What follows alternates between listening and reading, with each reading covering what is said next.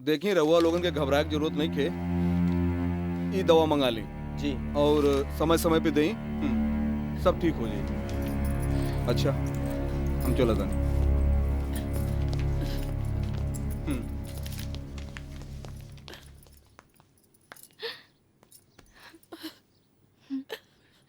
काकी जे भी भइल बड़ा बुरा भइल। हाँ काकी, ई बार हमनी के भैया के मदद जरूर करे के चाहिए। हाँ बिल्कुल ठीक, जरूर मदद करे के चाही। आपन मेल कारखाना कारोबार बेच दा, उनकर मदद कई दा, और तू लोग कटोरा लेके भीख मांगा। हमार का हमहू कोनो अंदिर मंदिर में बैठ के अपन पेट भर ले। रउआ ई का कहतानी काकी? ठीक कहत हई, हम तो हर सगी काकी हई, मैं भा महतारी ना हई, बुझला?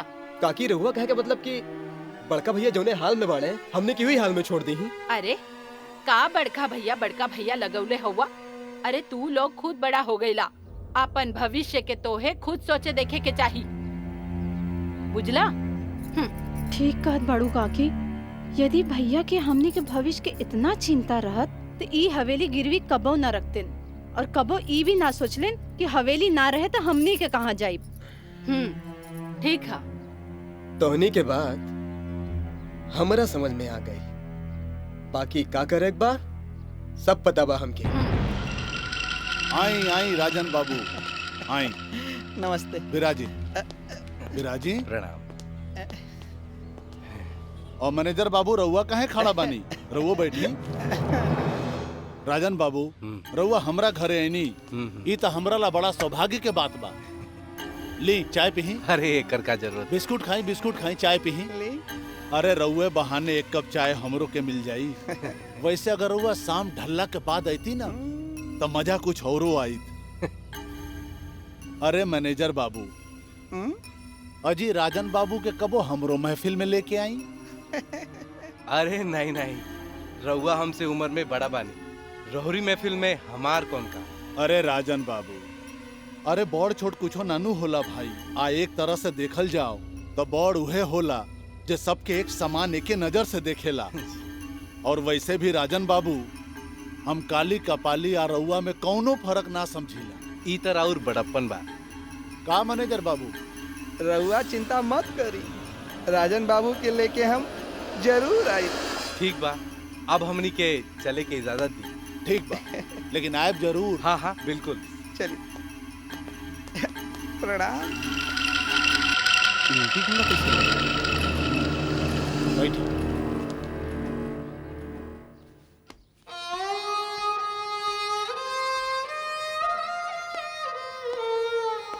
ठाकुर साहब प्रणाम। प्रणाम प्रणाम, बैठी। ठाकुर साहब, रउआ तो जाना तानी कि हम खाली बैंक में एगो मैनेजर हैं, बाकी हमरो ऊपर बहुत लोग बाड़न।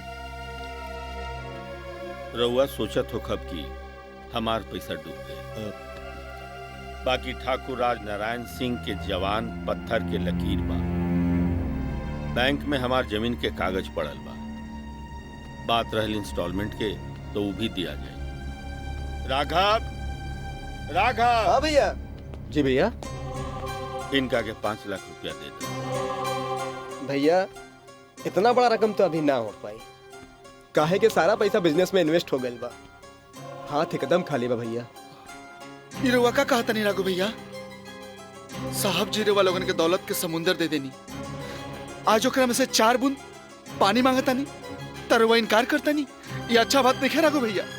किसना नौकर बारे नौकर की तरह रहो, सर पे चढ़ के पेशाब करे की कोशिश मत कर। राघव, राघव, राघव।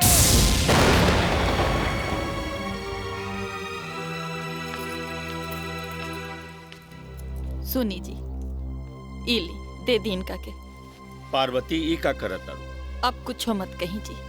अरे हमार तो सबसे बड़का गहना रउआ बनी। किसना जी मालकिन। इला दे दा।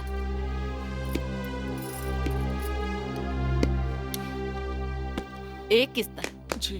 इले गाड़ी के चाबी। ना मालकिन, ये गाड़ी की चाबी हम ना दे। इस साहब जी के पसंदीदा गाड़ी की चाबी है। कृष्णा, अरे जब सब कुछ बर्बाद हो गई तक गाड़ी रख के का करबे? दे दे। ना साहब जी, ये हम ना दे। दे दे मालकिन। भगिया में का लिख दिले ठाकुर साहब प्रणाम। जिंदगी भर बर्बाद। ठाकुर साहब, हम चौधरी वीरेंद्र सिंह बोलतानी। हाँ, आपकी आवाज हम पहचानता नहीं। बोली का समाचार बा? बुरा ना मानब ठाकुर साहब, हमार मतलब ई है कि हम अपन रवि के शादी अब राउर घर में ना कर सकिले। का करी ठाकुर साहब, हम मजबूर बानी।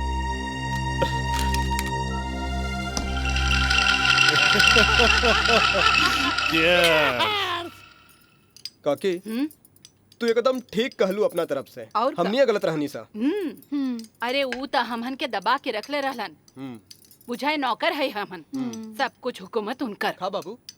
काकी खाला। इस साल तो बढ़िया फायदा होखे वाला बा। आई भौजी देखा ना कितना बढ़िया होखे वाला बा। बढ़िया तो होई की चाहिए ना।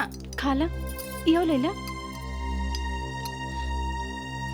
वाह भैया, काल तक तो बड़का भैया के बिना क्यों खाना न खात रहे। आज ये परंपरा कैसे टूट गई। ई कौनो जरूरी नहीं खे कि जे पहले होत रहा वो अभी भी होखे। हाँ, ऊ ना हता हमहन खाना वाना ना खाई का। ए जी चली न राउर खाना निकाल देता नी। न हमरा भूख नहीं के। सुनी ना,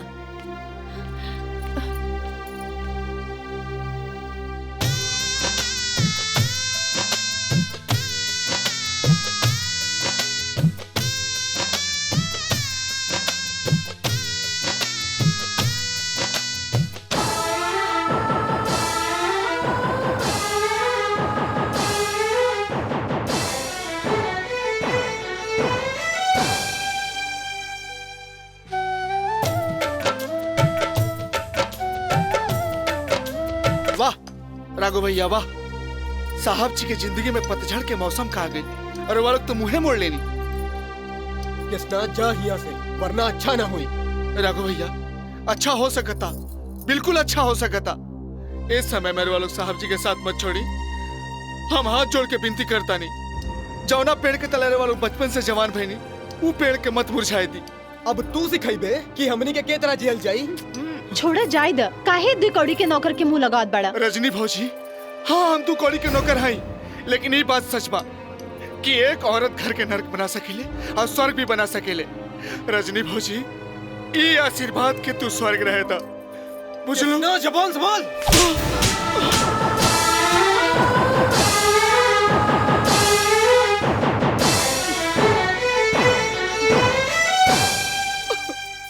चल जो यहाँ से। राजन बाबू, अपना बड़ भाई के बारे में राउर का विचार बा? वो हमार बड़ भाई ना, हमार भगवान होंगे। माई बाप के प्यार दोनों उन्हीं से हमके मिलल बा। लेकिन राजन बाबू, इहो तो हो सकेला कि राउर बड़ भाई के प्यार सिर्फ एक दिखावा होखे।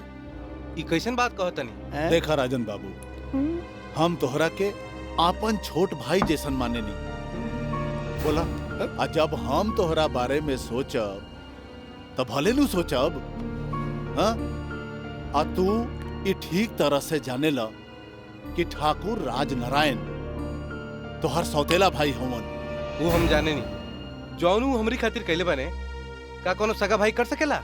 राजन बाबू, इस सारा गांव जानेला कि तोहार माई मरे के समय करोड़ों के संपत्ति ठाकुर के नाम पे छोड़ गईली। आज वह संपत्ति के बल पर वो गांव में राजा बनल बा। आज जौना जमीन पर वो रईस फैक्ट्री बनल बा, वो जमीन भी तोहरा बड़े भाई के नाम पर बा। उनकर जब मर्जी होई तोहरा के बेदखल कर दी है। ठाकुर कहत त ठीक बात बा। हाँ तो वो हमार सौतेले भाई हो सकेला कि वो हमके बेदखल कर दे। कुछ करे पड़ी।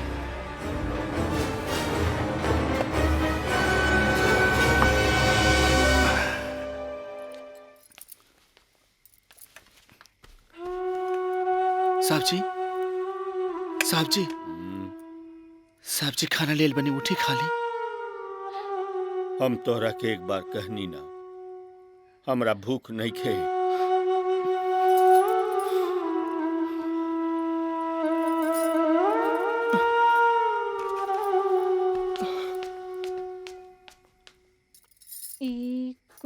पैजामा और माई खातिर साड़ी और ब्लाउज पेटीकोट भी लिख ली हाँ और चूड़ी भर भर हाथ के।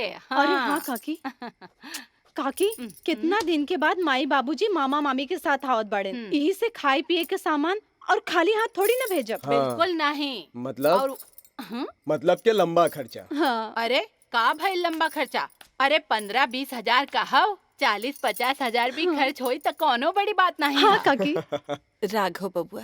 जी भौजी। बबुआ 1000 गो रुपया दाना भैया के दवाई लावे के बा। अभी तो हमनी के हाथ बिल्कुल तंग बा और ऊपर से रजनी के नैहर के लोग आवता। अब लंबा चौड़ा खर्चा बा, बड़ा मुश्किल बा। वाह राघव भैया वाह, ससुरारी के लोग पर खर्चा करेला, फालतू में 20,000 रुपया बा। अब बीमार साहब जी बिछावन पर लेटल बनी, वहाँ के दवाई खातिर 1,000 रुपया नहीं खे। ए कृष्णा ज्यादा पचर पचर मत कर, अपन औकात में रहिया बुझला। हम पचर पचर करता नहीं। चल भाग साहब जी के गुत्ता। कृष्णा ते जो ना। अरे भाग ना, खड़ा का हुए। आइले बड़ा तरफदारी करे, भाग यहाँ से। भौजी ये गहना ले ली और भैया के इलाज कराई। ना रे सुमन। भौजी अब एकर का होई, रवा ले ली। ए बाजी बेटी के देहल चीज वापस न लेहल जा, एके रख ला। हे भगवान, इस वक्त जैसन घर के केकर नजर लग गई।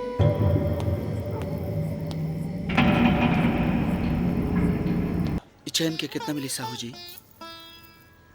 2000 मिली एक। 2? हाँ 2। ठीक।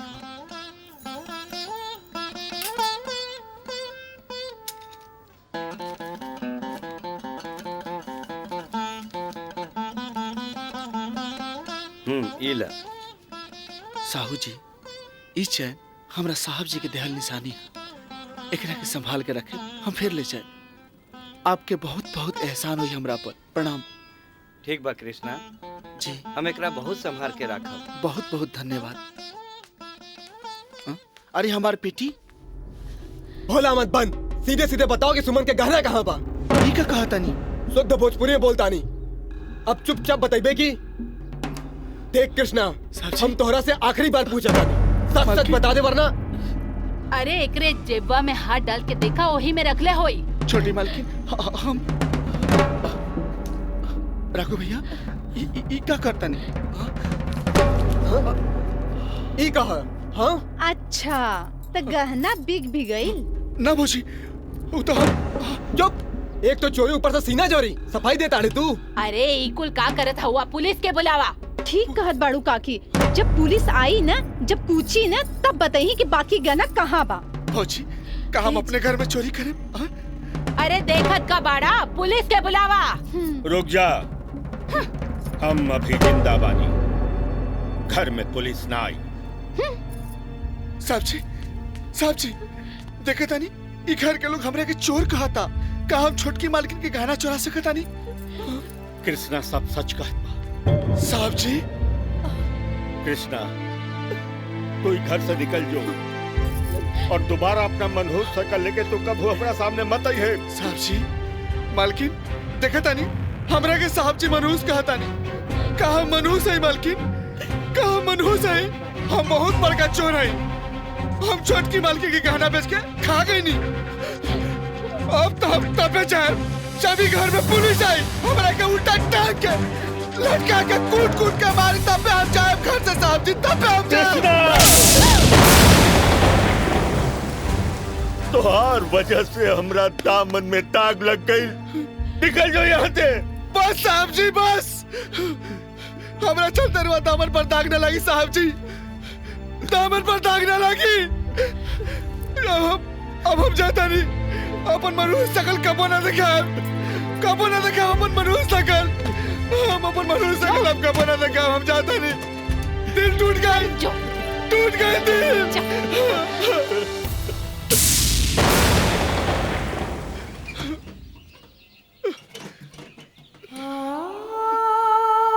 साहब जी, हम अरे कम से कम अपन शकल तो दिखा दी।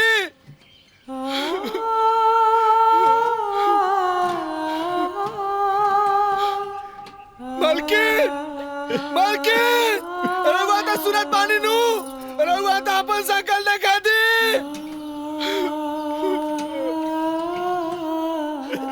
भैया अपने आप के संभालिए। अरे कृष्णा, ये तोरा बात समझ में काहे नहीं के आवाज? किते अनाथ हुए, अनाथ। अनाथ के तो 2 वक्त के रोटी मिल सकेला, जिंदगी भर के साया ना मिले, ना मिले। अब जाता नहीं, आज के बाद हम अपन मनुष्य शकल ना देखे, कबो ना देखे। आज तो तारा पानी से उठ गए। चल कृष्णा, अब तो क्यों नहीं खे। सोनी, रउआ कृष्णा के साथ ऐसन बर्ताव काहे कइनी? हमरा तनी को उम्मीद ना रहे कि रउआ कृष्णा के साथ ऐसन करे। आपन दिल पे हाथ रख के बताई, का हमार कृष्णा चोर है? हमार कृष्णा चोरी कर सकेला? अब अहियो वक्त हमार कृष्णा के बुला लीजिए। ना पार्वती ना, अरे कृष्णा पर चोरी के इल्जाम नहीं थे। चोरी के इल्जाम हमरा ऊपर बा, हमरा ऊपर। बाकी ओकरा बुलावल ठीक ना होई, नहीं तो ये लोग ओकरा के जिए ना दिए। ओकरा यही में भलाई बाकी हमनी के नजर से दूर हो जाए, हमनी के नजर से दूर हो जाए।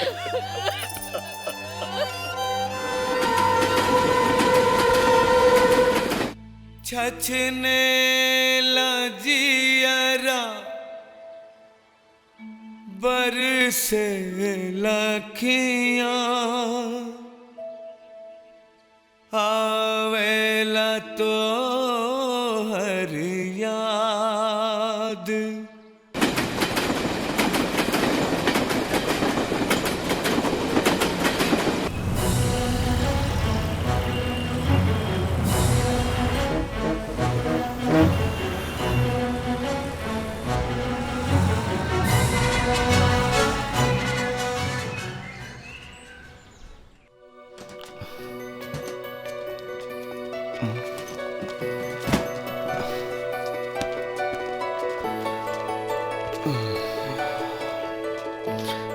अनजान जगह कहाँ जाए? का वेंटीना? ये कहाँ भैया? ए, किधर से आया है? अरे पेटी में एड्रेस लिखे ले भैया साला। तुम लोग साले चले जाते हो यूपी बिहार से मुंबई में, कोई जगह नहीं मिलता क्या? देखा भैया, गाली मत दो। अरे पोपट बोलता भी है रे। ए, मुंबई में काय को आया रे? काय को मुंबई आया? भैया ये हिंदुस्तान है, हिंदुस्तान में कहीं भी कोई भी जाके रह सकेला। मुंबई होके, कलकत्ता होके, दिल्ली होके, चाहे यूपी बिहार होके। ए, बेटी उठा। बाप के जागीर है का? चल, ज्यादा आवाज नहीं करने का, सीधा बैठने का भी। देखा भैया, देखा? ए भाई, पेटी दा हमार, पेटी दा। कॉलर छोड़। देखा भैया, हम कॉलर छोड़ देनी, हमरा के माफ कर दो। हम झगड़ा के लेके चाहते, हमारी पेटी दे दा। हाँ, हमारी पेटी दे दो जा भाई। पेटी मांगता है? उठा पेटी, अगर तेरी हिम्मत है तो पेटी उठा। उठा पेटी जल्दी। देखे भैया, उठा।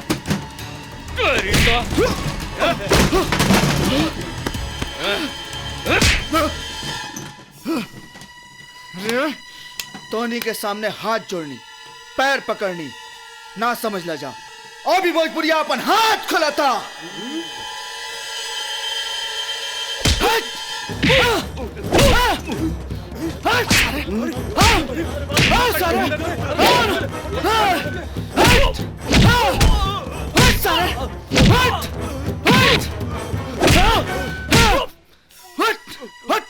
हाथ चला उतर ले, फिर हाथ चली बे। मुझे माफ कर दो। आज के बाद कोनो भोजपुरिया सा झुराए के कोशिश मत करिए, ना तो तोरा बहन के भतार बन जाए। माफ कर दो। एक बिहारी बोल, पे भारी। निकल, निकल, भाग सारी।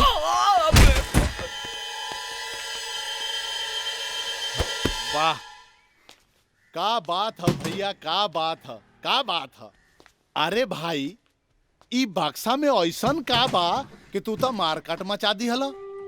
अरे भैया ई बक्सा में हाँ। हमार जिंदगी बा। अच्छा। हमार भगवान बाड़े। ओहो। तो ऐसन बा कि तोहर भगवान खातिर आ तोहरे खातिर हमरे घर पे चला, जगह बाटे, चला घरे। घर पर? हाँ। हमरा के अपना घर पर कहा लीजिए तरफ। अरे भाई भोजपुरी भाषा मतलब बिहार, आ बिहार के हम बिहार के? कौन जिला भाई? अरे धनबाद घर बा हमार। हाँ अरे चलो हो महाराज। कृष्णा भैया तहार कहानी सुन के बड़ा दुख भइल। एगो बात बतावा, जब भी परिवार वाला तोहरा के चोर कह के घर से निकाल देहलन जा, आज भी तुमरा के भगवान कहता रह?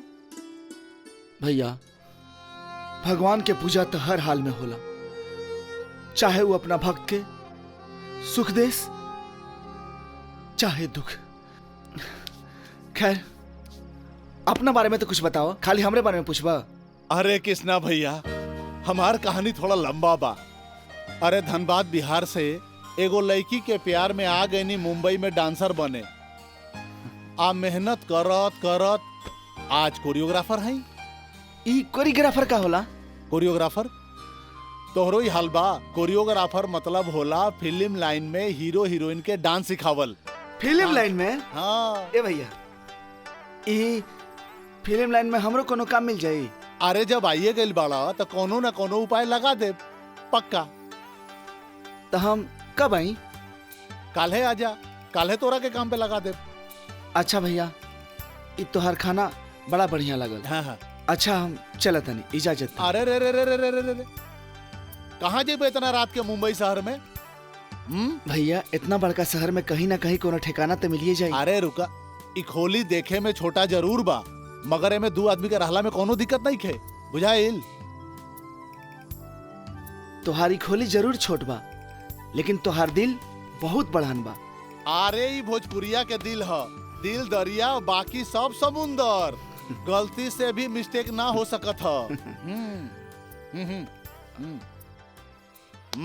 अरे हाँ हो, यही रहा, राम धुनी रामायण बाकी सब राम भरोसे।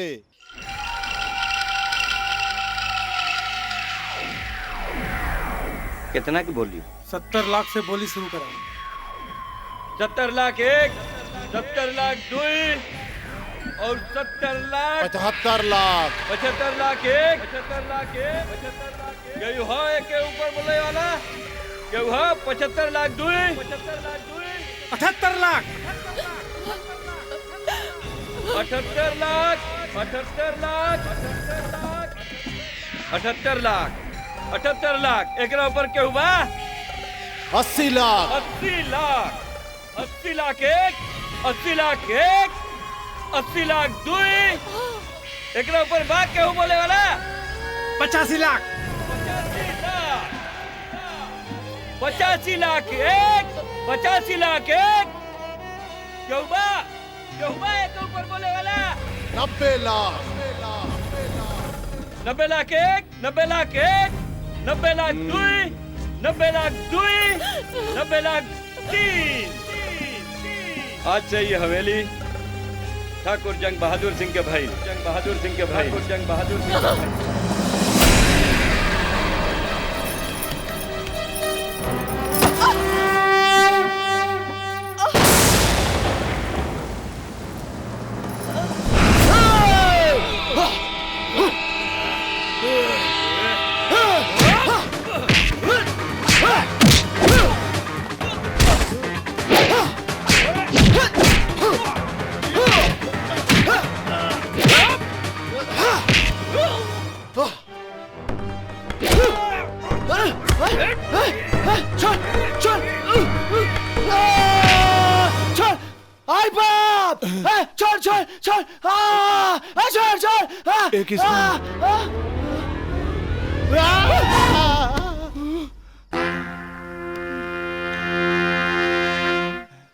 काबिल भैया, अरे इतना जोर से चिल्लैला कि मरल मुर्दा भी उठ के भाग जाई। कौनो भयानक सपना देखला ह का? ना हम तो बहुत बढ़िया सपना देखनी है।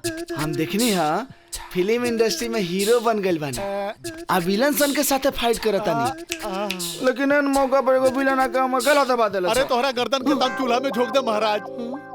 अब लागत है तोहरा के फिल्म लाइन में काम दिला वहीं के पड़ी।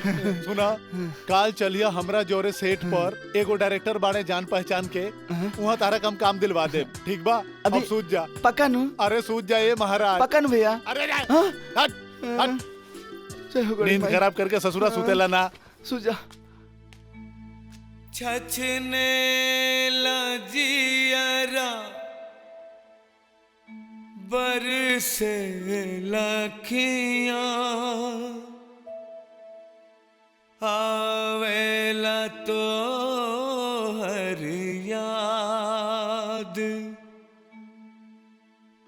भगिया में का लिख दिले विधाता जिंदगी भइल बर्बाद।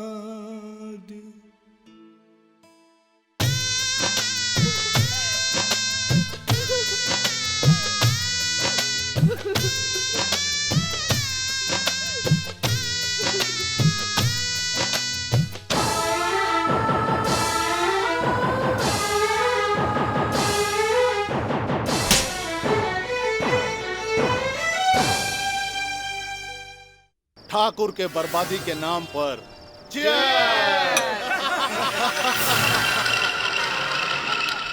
हाँ मोमेंट का बता नहीं दिखाई। हाँ मोमेंट ऐसा बा सर, ओने से हीरो आवता, एने से हीरोइन आवतिया, दोनों मिलके 1 2 3 4। हाँ ओकरा बाद ऐसा शॉट बनी सर, ऐसा शॉट बनी कि थिएटर में बैठ के लोग खाली तालियां बजावत रह जाए। क्या बात है? यस सर। हाँ हे अमित, गाने के लाइन ले आओ तो। यस सर। सर चाय। चलिए सर। सर चाय लीजिए। सामने से हट, उधर जाओ। मुन्ना जी, हाँ। क्या हुआ, हीरो से बात हुई? हाँ बात बहिल बा। कब आ रहा है? आज ना आई, पार्टी में हो। सर नेक्स्ट सीन क्या लगा सर? अरे सरवा हीरो को तो पता नहीं है, तू रिक्वायरमेंट लेके चलेला। बैठे हैं। अरे तो मुन्ना जी आप सब जानते हैं लाखों रुपया लग गया है। अगर हीरो डेट नहीं देगा तो फिर क्या होगा? हमको तो रोड पे आ जाना पड़ेगा कटोरा लेके हाथ में। सर चाय। नहीं यार हटाओ, कुछ कीजिए मुन्ना जी प्लीज।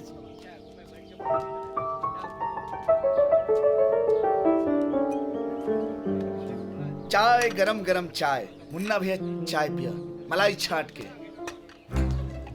ई चाय पिया सुरुक सुरुक के। ई कृष्णा के हाथ के बनावल चाय है जे पियला रे काका चाय पी। सुरुक सुरुक के पिया काका चाय। ए स्पॉट एने आवा। डायरेक्टर ने बुलाया, इसके बैंड बजेगी। आओ।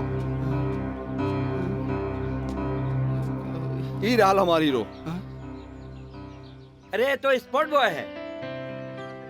स्पॉट बॉय मत कहीं ओके। स्टार पेट से पैदा ना होला जोर। ये हीरो है। जी जी सर। सीन लाओ। ई डायलॉग बोला। सर सर सर सर डायलॉग। हाँ हम कहता नहीं। हम ला बोला। ला पकड़ा। कृष्णा, बहुत कम आदमी ऐसा होवेलन जकरा के मौका मिलेला। बोला और जगा ला अपना अंदर के कलाकार के। कूट कूट के टैलेंट तोहरा अंदर भरल बा। दिखा दे दुनिया के कि तू का हुआ। दिखावा। चलो रेडी। हाँ हाँ, ई हिंदुस्तान के बर्बाद करे खातिर बड़ बड़ प्लान बनाल जा रहल बा। कहीं बम तो कहीं दंगा फैलावल जा रहल बा। ए उग्रवादियन, तहनी से हिंदुस्तान ना डराई। हिंदुस्तान हो, कबो ना डराई। आज अपना हिंदुस्तान के तरफ से तहनी के कुछ संदेश देल चाहत बानी। लोहा के शरीर हई, पत्थर के कलेजा बा। तहनी के हमनी के तोड़े खातिर के भेजले बारे? के भेजले बा? छुप के हमला करता रे तोरा ला अच्छा बा। मैदान में आज तब पता चली कौन मर्द के बच्चा बा। तेरी कफन बांध के निकले नहीं जा अपना घर से। कहे टकराता रे हमनी से रे, कहे टकराता रे हमनी से।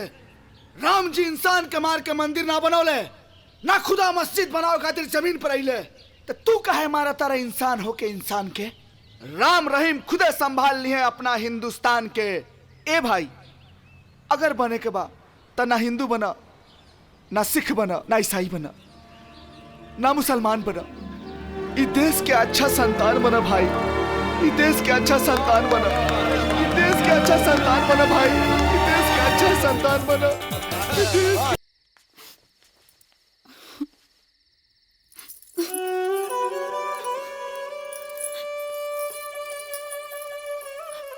इधर आ बाबा, अब यही आखिरी बचल बा। एकरा के बेच के कुछ राशन पानी ले आवा। ठीक बा, पर एक बात के ध्यान रखिए बेटी कि मालिक के बात के पता ना चले के चाहिए। ठीक बा।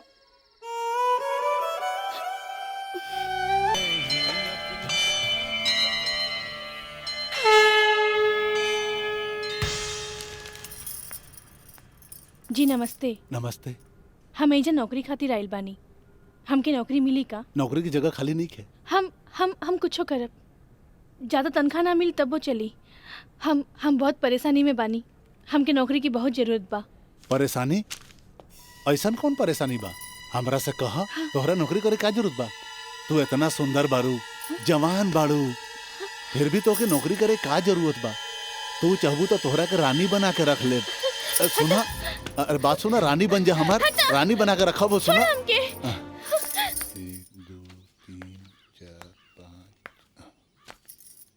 जी नमस्ते। नमस्ते नमस्ते। जी राउर राम प्रसाद जी बानी? बानी जी, हम राउर ऑफिस गेल रहनी और ये नोटिस पढ़नी कि राउर ऑफिस में नौकरी की जगह खाली बा। आओ बैठो बैठो बैठो। जी का नाम है तोहार? जी सुमन। चिंता मत करो, ऑफिस पर अकेले मिली हो ताकि मैनेजर बना दे। ये कहा? बैठो ना। ये का होता? ना कुछ नहीं क्यों, कुछ नहीं। अरे बाप रे, अरे बाप रे, हमारे बात सुनो। अरे भगवान, क्या होता? सुनो, बतिया तो देख, चल निकल यहाँ से। सुनो भगवान, है पड़ता नहीं। चल, भगवान, अरे बड़ा मुश्किल से, अरे देखो नौकरी की जगह।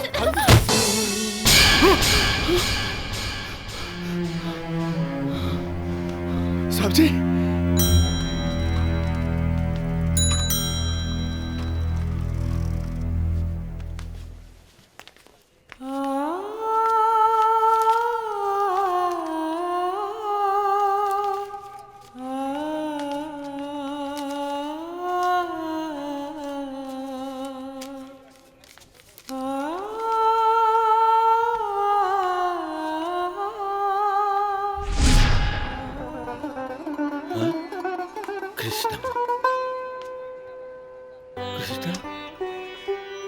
अरे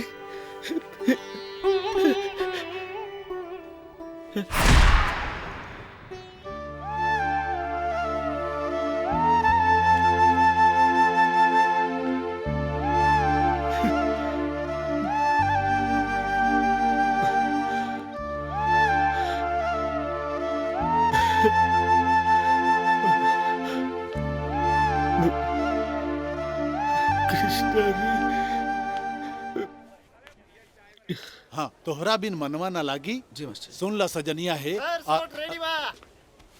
शॉट रेडी बा। चलो चलो जा। अब अब चलो चलो अरे चलो जा जल्दी। जा जा। अरे चलो, टाइम नहीं है, जल्दी आओ। ओके सर। चलो ओके, ऑल द बेस्ट। जा। चला कैमरा क्रेन पे ला, होने करा। किशन, भुला गेला हमनी के? काश हम तोहरा से कबो कह पैती कि हम तोहरा से कितना प्यार करीले। तोहर बहुत याद आवता किशन, जल्दी से जल्दी आ जा।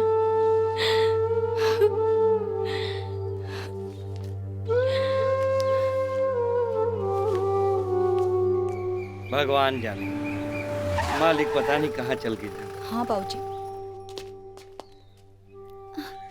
किसना? प्रणाम काका। अरे कहाँ चल गए लोला कृष्णा? खुश रहा खुश रहा। काका, साहब जी। अरे सब बर्बाद हो गई बेटा। बैठा बैठा सब बताओ थानी तरह के। काबिल काका। अरे बड़ा अनर्थ हो गई कृष्णा बेटा। मालिक अपना आपके हमनी पर बोझ समझत रहना। वो यही से सुमन बेटी मालकिन के साथ न जाने कहाँ चल गई। का अब तोहरे के कहीं से खोज के ले आवे के पड़ी। आखिर साहब जी कहीं तक कहाँ गए? हम साहब जी के ढूंढे साहब जी के।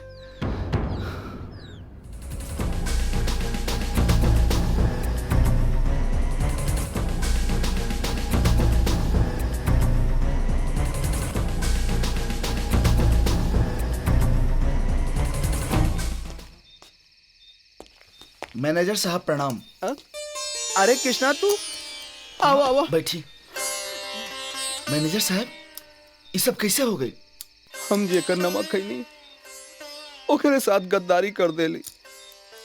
ठाकुर साहब के फैक्ट्री में आग और हवेली की नीलामी में हमार हाथ रहा। मगर वही सब कहनी का है? लालच, पैसा के लालच। हम अपन जमीर जंग बहादुर के हाथे बेच देली।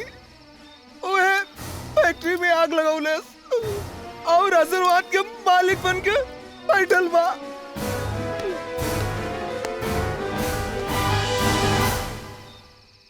राम भरोसे जिंदगी के रंगमंच पर अब असल में एक्टिंग करे के समय आ गई बा।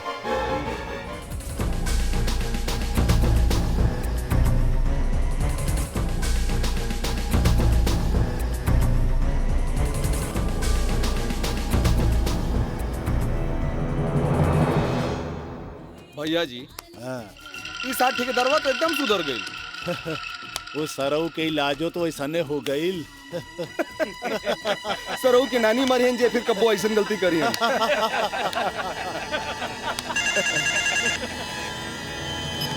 हेलो, गुड मॉर्निंग जंग बहादुर सिंह जी। इंग्लिश मत छाड़।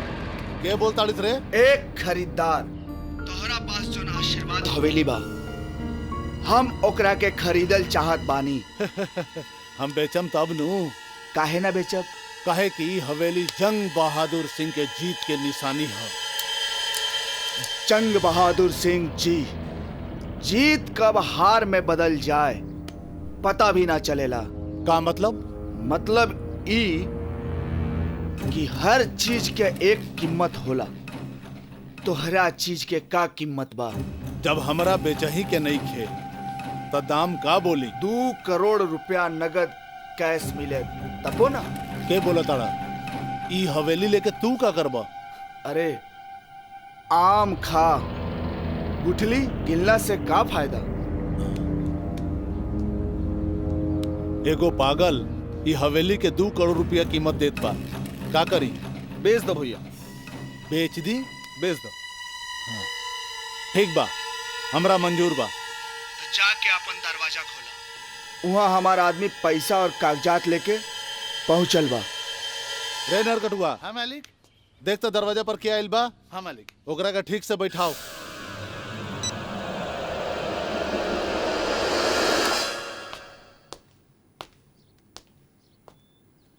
प्रणाम प्रणाम ठाकुर साहब। हमरा के राम भरोसे कहल जाला। और ये रहल राउर 2 करोड़ रुपया। वाह, ठीक बा ठीक बा। और ये रहल कागजात, कोर्ट के कागजात। हाँ, और एकरा के हाँ यहाँ पे साइन कर। अच्छा।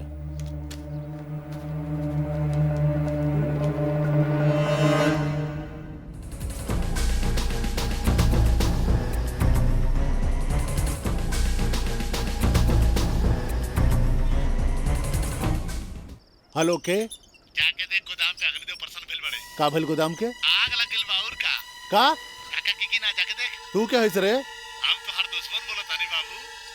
Hello hello hello.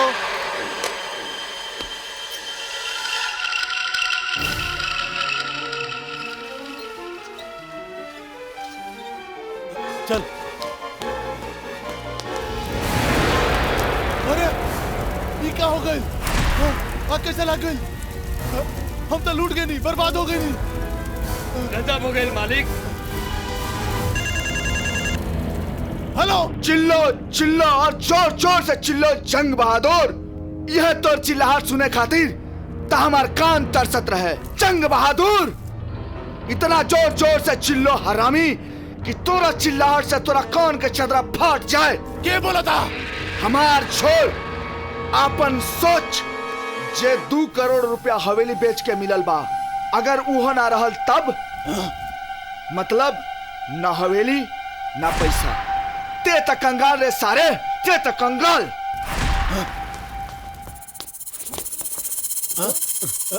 अरे रे उठ, पैसा वाला बैग कहाँ बा? सब लूट के ले गए।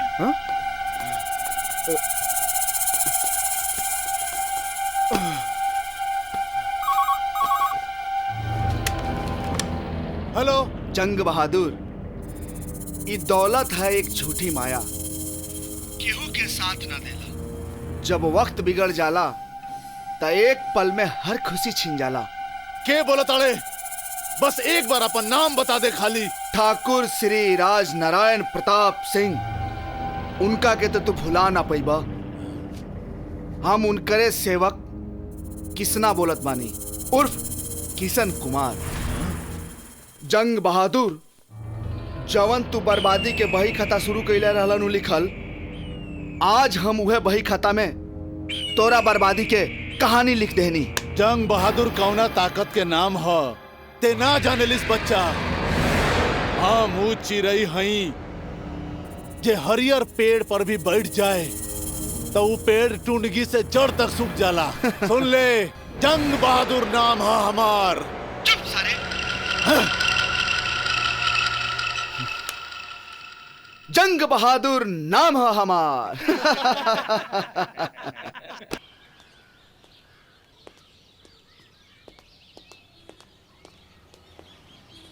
राजन, हाँ? ये जंग बहादुर तो बहुत बदनामी करस। सारा पैसा हड़प लेस हमनी के। आप भाइयों की नजर में हमनी के गिरा देलस। हाँ।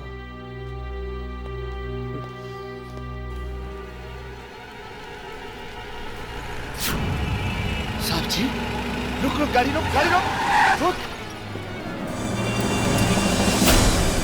साहब जी,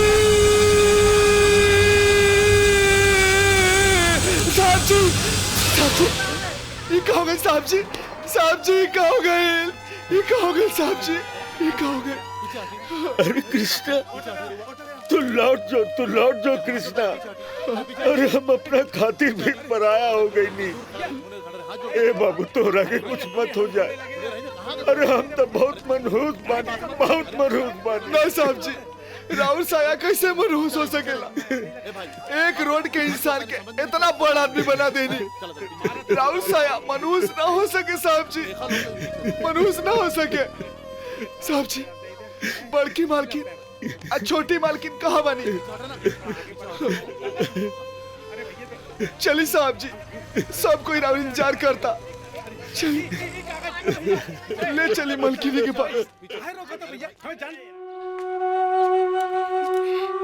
भौजी देखी, हम रवा खातिर गरम गरम खीर लेके आइल बानी, ली।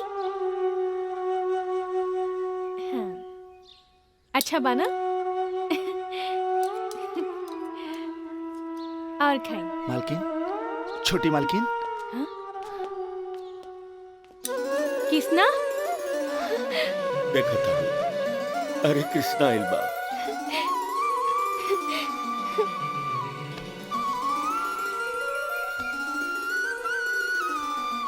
मालकिन, हम आ गए नहीं मालकिन, अब सब ठीक हो जाए।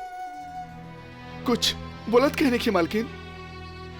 मालकिन, बोली ना मालकिन, बोली ना मालकिन। हम आ गए नहीं मालकिन, बोली ना, बोली ना मालकिन। राहुल किसना आ गए मालकिन, राहुल किसना आ गए मालकिन, बोली ना मालकिन। किसना? भौजी कृष्णा, अरे तू तो हमरा खातिर वरदान बड़ा हो। जब से पार्वती बीमार पड़ लिया, आज ओकर मुंह से पहला बार आवाज सुननी है। मालिक, जौना मंदिर में मूर्ति ना होके ओकर पूजा ना होला। आशीर्वाद में पूरा परिवार इंतजार करता। चली ना साहब जी, चली ना मालकिन। पार्वती चला। चली मालकिन।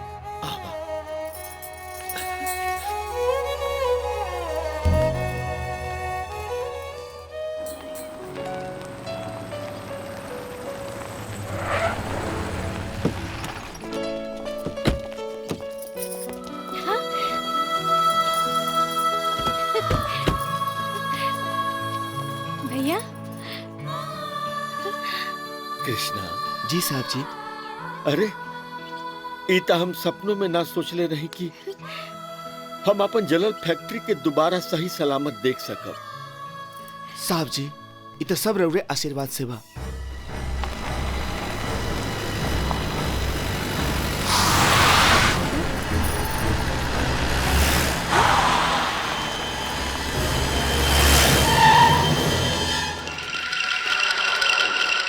लागता पूरा खानदान के मौत हमरे हाथ से लिखल बा। मुद्दई लाख बुरा चाहे तो का होखेला, वही होखेला जे मंजूर खुदा होखेला। हम एक बार तोहरा के पहले भी बता देले रही कि ठाकुर राज नारायण प्रताप सिंह के मारे वाला भी पैदा नहीं के भाई। देखत का बड़ा सन मारा सन चल के।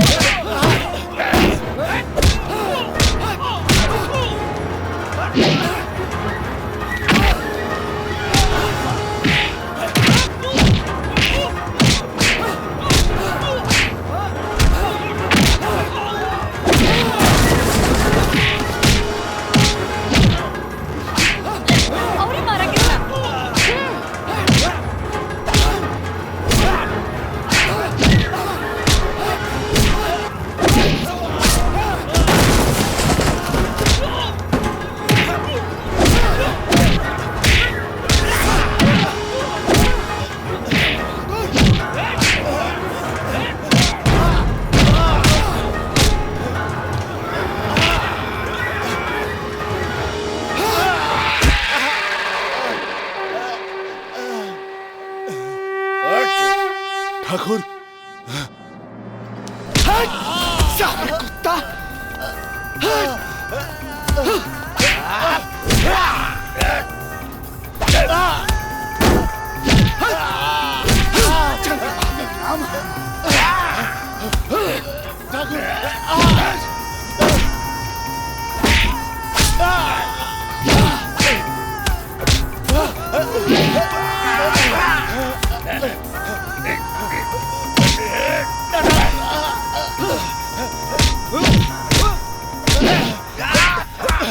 जंग बहादुर नाम है हमार।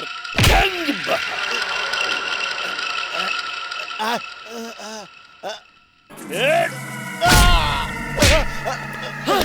हरामी क्या नाम है रे? अब सुनाई दे रहा बा। सुनाई पड़ता हराम के।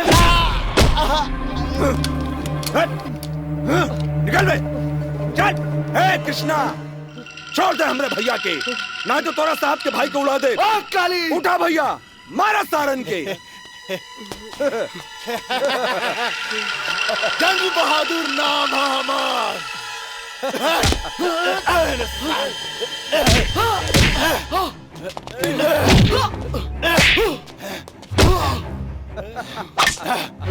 मारो भैया। अब तोरा के बताओ तनी हमके बर्बाद कर बेते। कृष्णा छोड़ दे मान नहीं कृष्णा। बैठाओ साली के गाड़ी में। भैया भैया भैया कृष्णा कृष्णा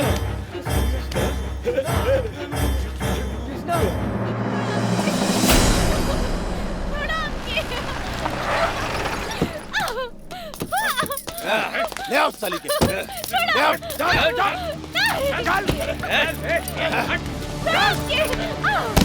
ना भैया ऐसा करो करो।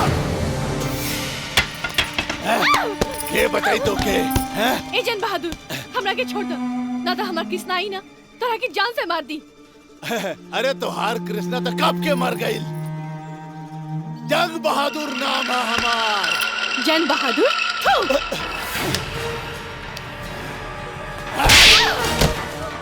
कृष्णा कृष्णा कृष्णा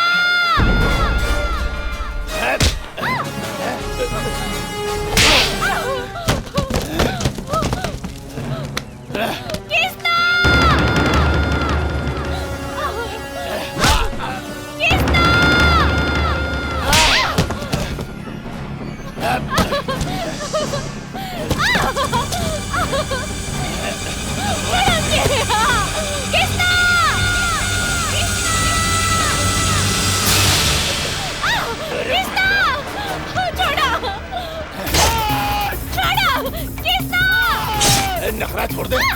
मान जाओ।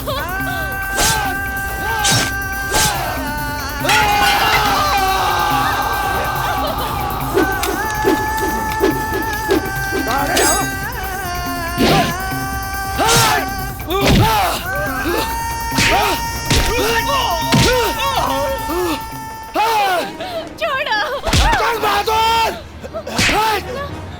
आज तो चाल जान से मार दे। तो हिम्मत कैसे बन रहा हमारा मालकिन के हाथ उठाओगे? हट कुत्ता।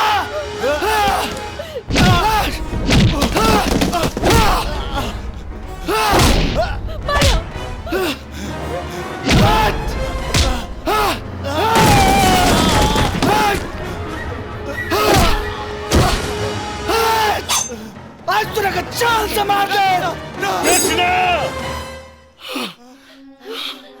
एकर गंदा खून से तू अपना हाथ मत रगा। देख हरामी देख हमरा साहब जी के कि तोरा जैसन हरामी के माफ कर देनी। एगो ते एकरा के कहल जला भगवान आ तोरा जैसन हरामी के कहल जला हैवान।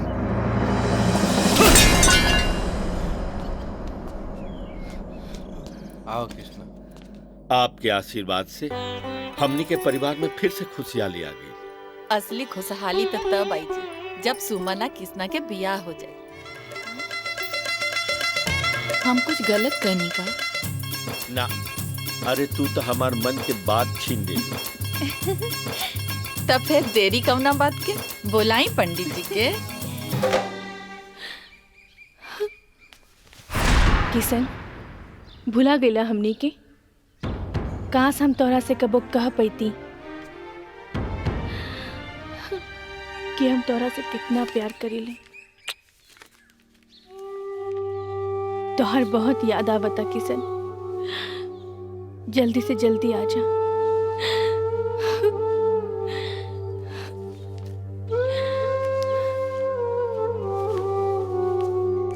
भगवान जाने मालिक पता नहीं कहाँ चल गई था। हाँ बाबूजी। कृष्णा प्रणाम काका। अरे कहाँ चल गए लला कृष्णा। खुश रहा खुश रहा। काका साहब जी। अरे सब बर्बाद हो गई बेटा। बैठा बैठा सब बताओ थानी तरह के। काबिल काका। अरे बड़ा अनर्थ हो गई कृष्णा बेटा। मालिक अपना आपके हमनी पर बोझ समझत रहना। वो यही से सुमन बेटी मालकिन के साथ न जाने कहाँ चल गई। का अब तोहरे के कहीं से खोज के ले आवे के पड़ी। आखिर साहब जी कहनी तो कहाँ गए? हम साहब जी के ढूंढे साहब जी के।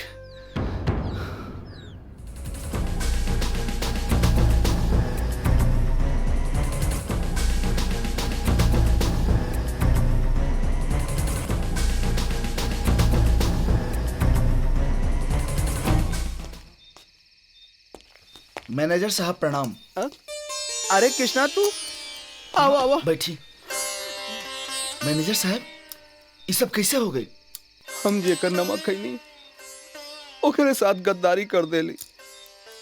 ठाकुर साहब के फैक्ट्री में आग और हवेली की नीलामी में हमार हाथ रहा। मगर वही सब कहनी का है? लालच, पैसा के लालच। हम अपन जमीर जंग बहादुर के हाथे बेच देली। फैक्ट्री में आग लगौले और आशीर्वाद के मालिक बन के बैठल बा।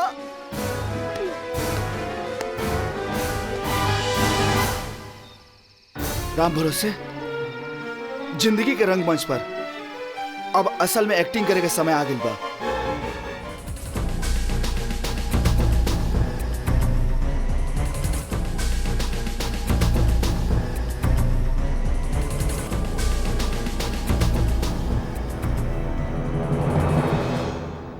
भैया जी इस साथ ठेकेदारवा तो एकदम सुधर गई। वो सरऊ के इलाजो तो ऐसने हो गई। सरऊ की नानी मरियन जे फिर कबो ऐसा गलती करी है।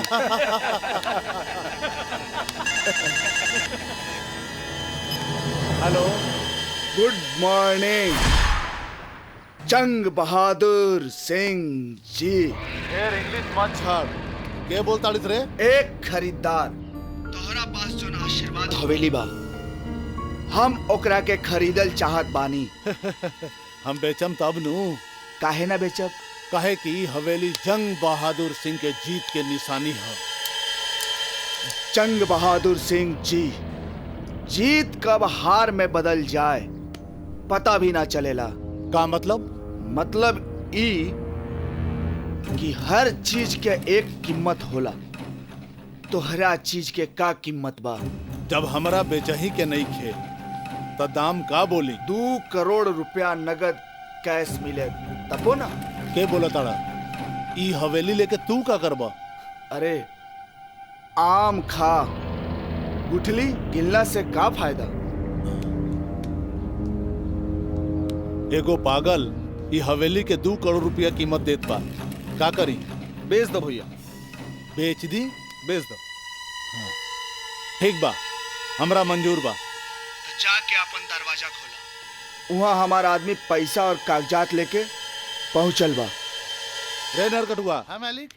देख तो दरवाजा पर क्या आइल बा। हाँ मालिक। ओकरा का ठीक से बैठाओ।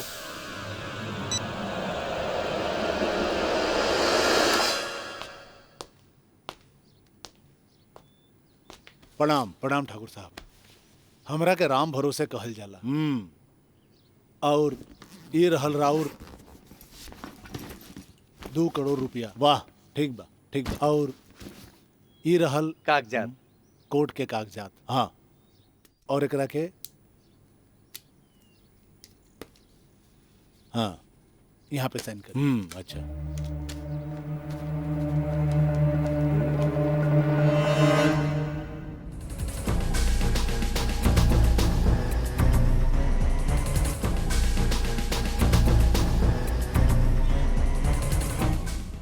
हेलो के जाके देख गोदाम पे अग्नि देव प्रसन्न भेल बड़े। का भेल गोदाम के? आग लगल बा। और का? काका की ना जाके देख। तू क्या है रे? हम तो हर दुश्मन बोलो तानी बाबू। Hello hello hello.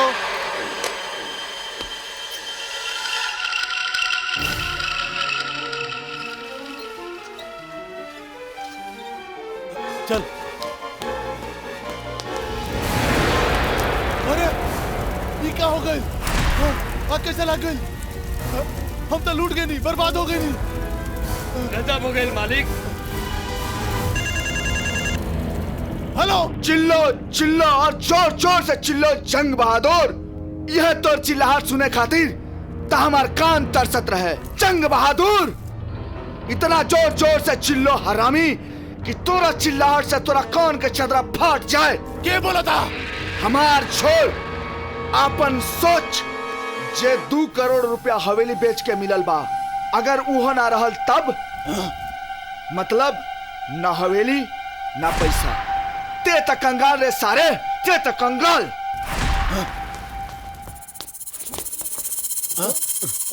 अरे रे उठ, पैसा वाला बैग कहाँ बा?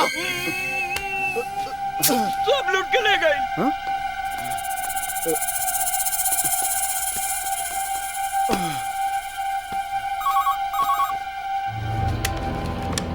हेलो जंग बहादुर, ये दौलत है एक झूठी माया, केहू के साथ ना देला। जब वक्त बिगड़ जाला तो एक पल में हर खुशी छिन जाला।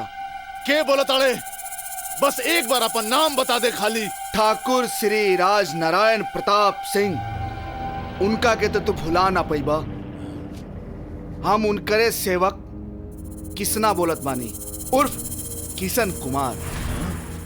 जंग बहादुर जवन तू बर्बादी के बही खाता शुरू कैले रहलन लिखल, आज हम उहे बही खाता में तोरा बर्बादी के कहानी लिख देनी।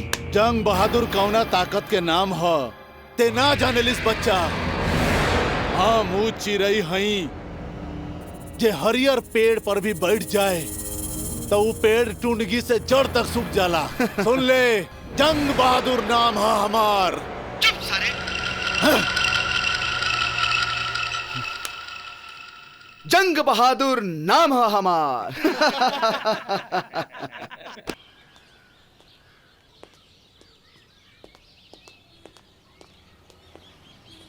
राजन, हाँ? ई जंग बहादुर तो बहुत बदनामी करस, सारा पैसा हड़प लेस हमनी के। आप भाइयों की नजर में हमनी के गिरा देलस। हाँ।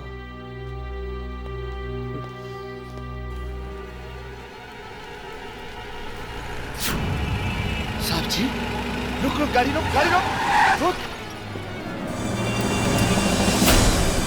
साहब जी, साहब जी, साहब जी, ये क्या हो गए साहब जी? साहब जी क्या हो गए? ये क्या हो गए साहब जी? ये क्या हो गए? अरे कृष्णा, तू लौट जाओ कृष्णा। अरे हम अपना खातिर भी पराया हो गई नहीं। ए बाबू, तोरा के कुछ मत हो जाए। अरे हम तो बहुत मनहूस बानी। ना साहब जी, राहुल साया कैसे मनहूस हो सकेला? एक रोड के इंसान के इतना बड़ा आदमी बना देनी। राहुल साया मनहूस ना हो सके साहब जी, मनहूस ना हो सके साहब जी। बड़की मालकिन और छोटी मालकिन कहाँ बनी? चली साहब जी, सब कोई राहुल इंतजार करता। चली, ले चली मालकिनी के पास। भौजी देखी, हम रवा खातिर गरम गरम खीर लेके आइल बानी, ली। हाँ। अच्छा बाना?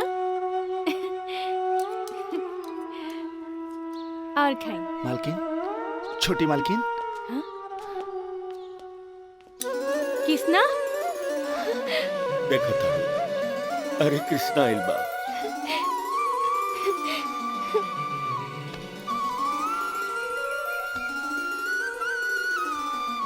मालकिन, हम आ गए नहीं मालकिन, अब सब ठीक हो जाए।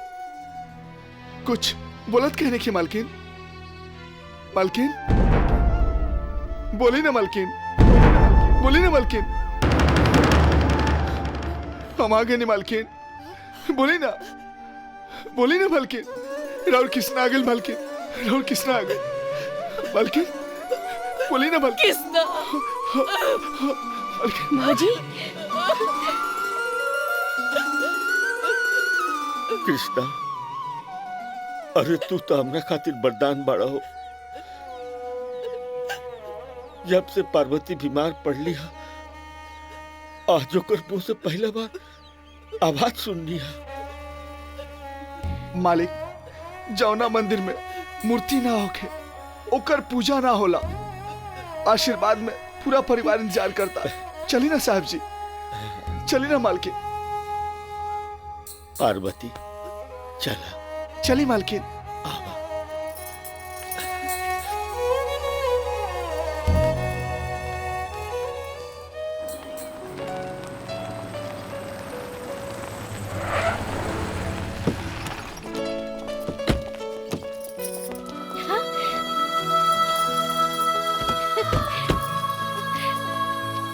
भैया।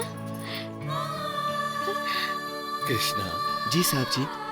अरे इता हम सपनों में ना सोचले रही कि हम अपन जलल फैक्ट्री के दोबारा सही सलामत देख सकब।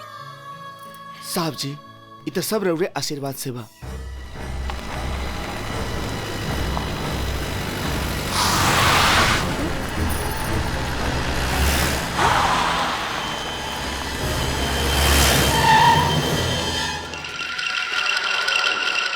लागता पूरा खानदान के मौत हमरे हाथ से लिखल बा।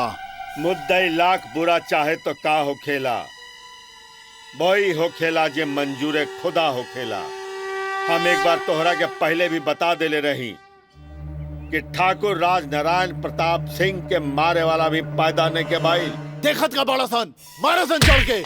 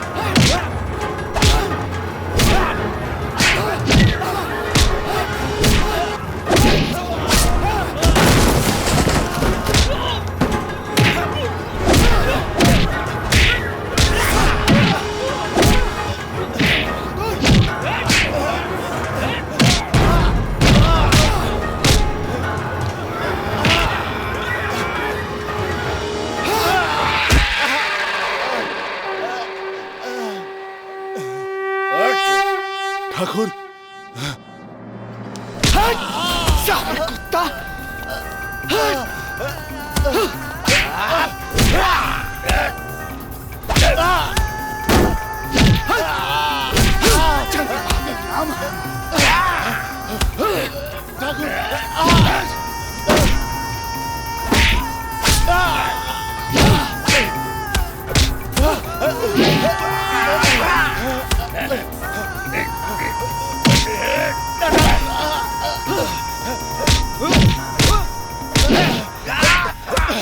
जंग बहादुर नाम है हमार। जंग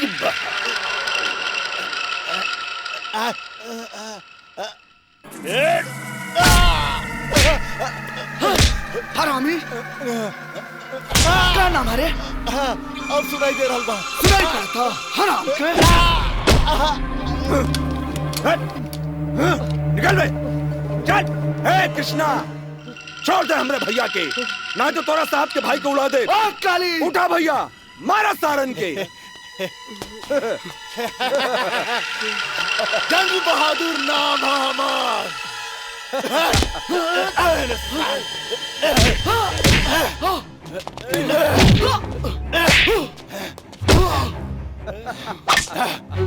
मारो भैया। अब तोरा के बताओ तनी हमके बर्बाद कर बेते। कृष्णा दरिंदा छोड़ दे, मार नहीं कर। कृष्णा बैठाओ साली के गाड़ी में। भैया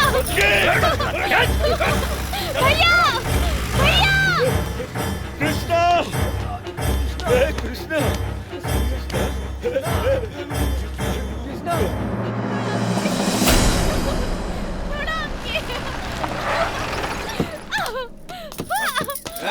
ले आओ साली के। ले आओ।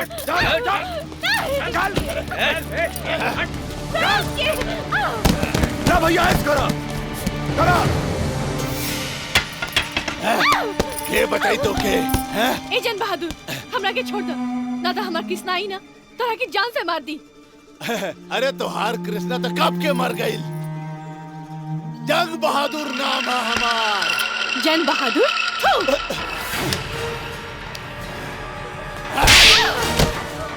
कृष्णा कृष्णा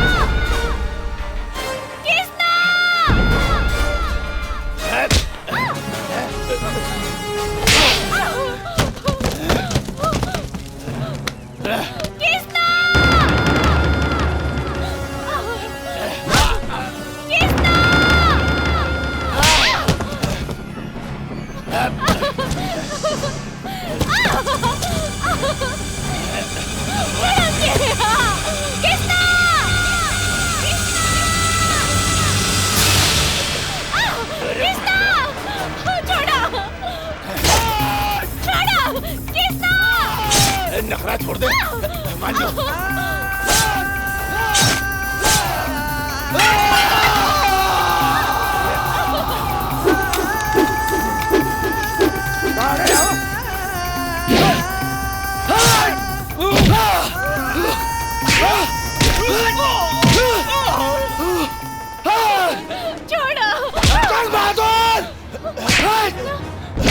आज तो चल और मारो। जान से मार दे। तो हिम्मत कैसे बन रहा हमारा मालकिन के हाथ उठाओगे? हट कुत्ता।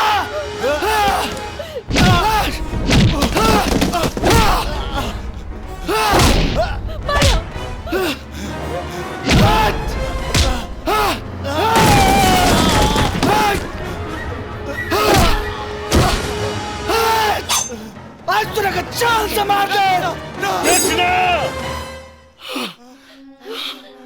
एकर गंदा खून से तू अपना हाथ मत रगा। देख हरामी देख, हमरा साहब जी के कि तोरा जैसन हरामी के माफ कर देनी। एगो ते एकरा के कहल जला भगवान और तोरा जैसन हरामी के कहल जला हैवान।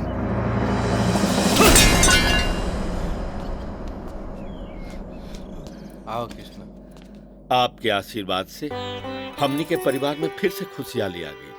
असली खुशहाली तो तब आई जी जब सुमना कृष्णा के बियाह हो जाए। हम कुछ गलत करनी का ना, अरे तू तो हमार मन के बात छीन दे। तब फिर देरी कवना बात के, बोलाई पंडित जी के।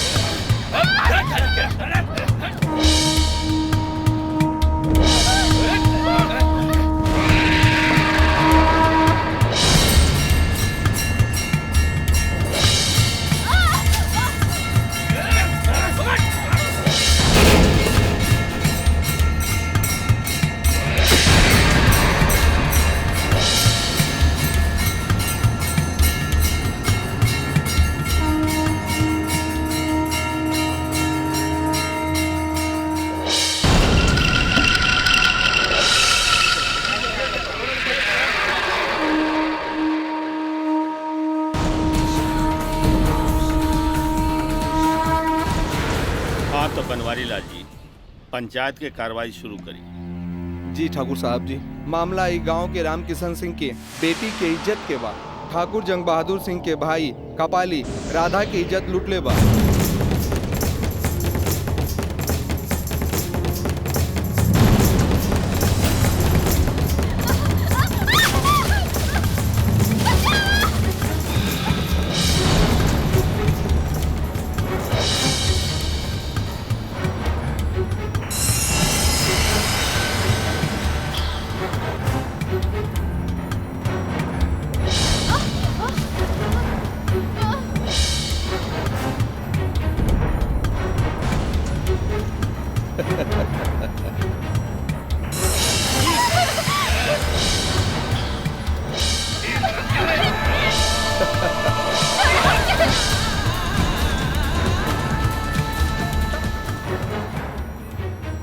हम सिर्फ ही जाने के चाहता नहीं कि घिनौना इल्जाम के कोनो चश्मदीद गवाह बा।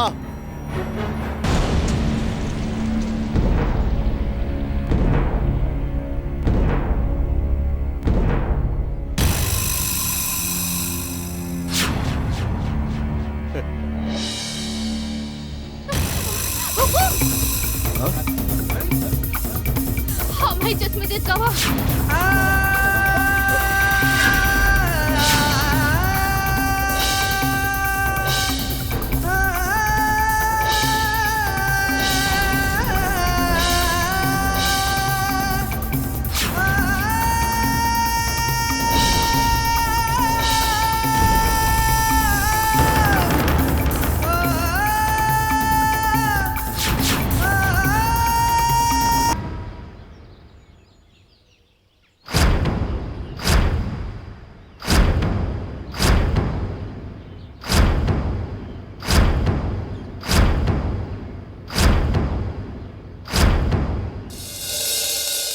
ई गांव खाली गांव ना है, एक पूरा परिवार है जेकर देखभाल ये पंचायत करेला।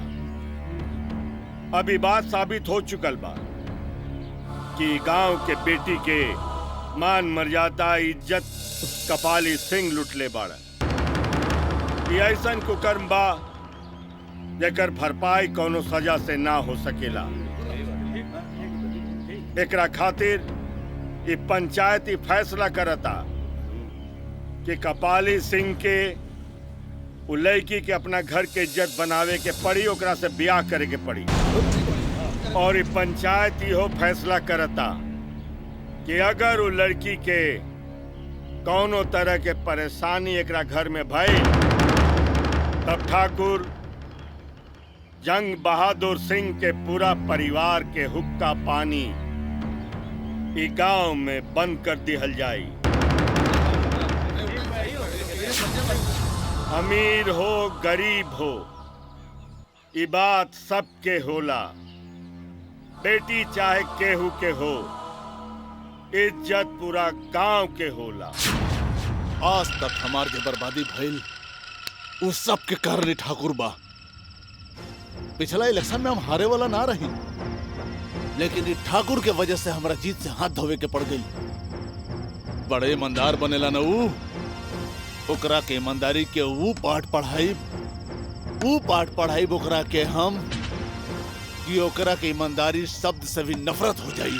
जौन लड़की के औकात हमार रखेल बने के निखे ओसे ठाकुर हमार शादी करावल चाहता नहीं। हम राधा से ब्याह ना करब चाहे कुछ हो जाए। ना भाई ना, ये फैसला भरल पंचायत के बीच में भइल है। ये फैसला मान ही के पड़ी। मगर काहे हम काहे मानी पंचायत के फैसला? काहे कि राजपुर के लोग ठाकुर कबीर साहब के देवता माना था। यही से अभी राधा से शादी करे के पड़ी। ओकरा बाद खेल के असली मजा आई। अरे शादी के बाद का सब खेले खत्म हो जाई। कपाली अभी तू बच्चा खिलाड़ी बाड़ा। सही खिलाड़ी वो होला जे सही समय के इंतजार करेला। देखिए एक दिन ऐसा समय आई कि पूरा राजपुर गांव पर हमार अधिकार हो। लेकिन ठाकुर के जीते जी ऐसा कभू ना हो सकेला। तो ठीक कहा तारा, लेकिन हम ठाकुर के मारब ना। अरे हम तो करू हाल करके छोड़ब कि एक दिन वो खुद अपना मौत के आवाज देई, लेकिन मौत भी ओकरा बदहाली पर थूक के चल जाई।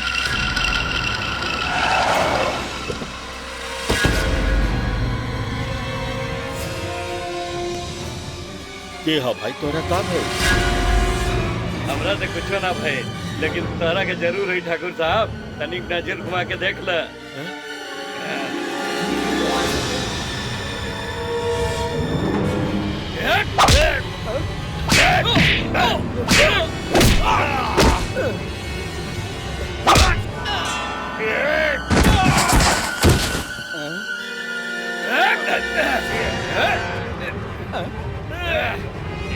गैल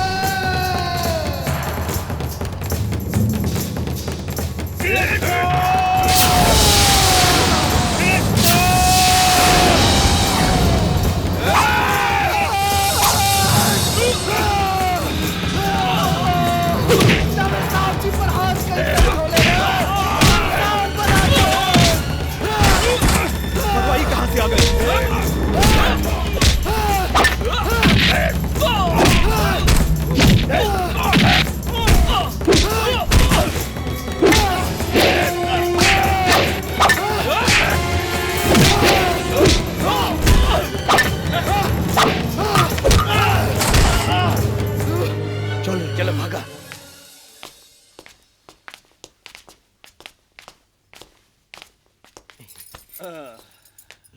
अरे किसना जी मालकिन। ई का भइल? अरे कुछ ना मालकिन, गड़िया से फिसल गई ना, थोड़ा कुछ रह गई। सुन लेनी ना, इहे के कहल जाला कलाकार। जेकरा झूठ भी सच लागेला। पार्वती, तू हमरा के एक कप अरु का कहल जाला? काफी काफी। हाँ हाँ कॉफी।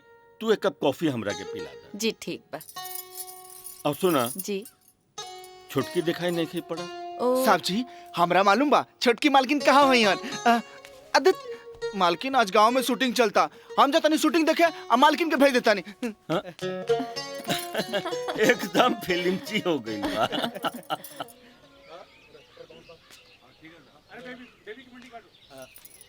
बाप रे कितना गर्मी है। स्पॉट आवता नहीं मैडम। हीरोइनी कहाँ बिया? हौ का बाड़ी? एक काम करो जाके जूस ले आओ। ठीक बा। ये हीरोइन बिया। आदत एकरा से बढ़िया तो हमार मालकिन बाड़ी। जब हमार मालकिन चलेली तो छम छम छम।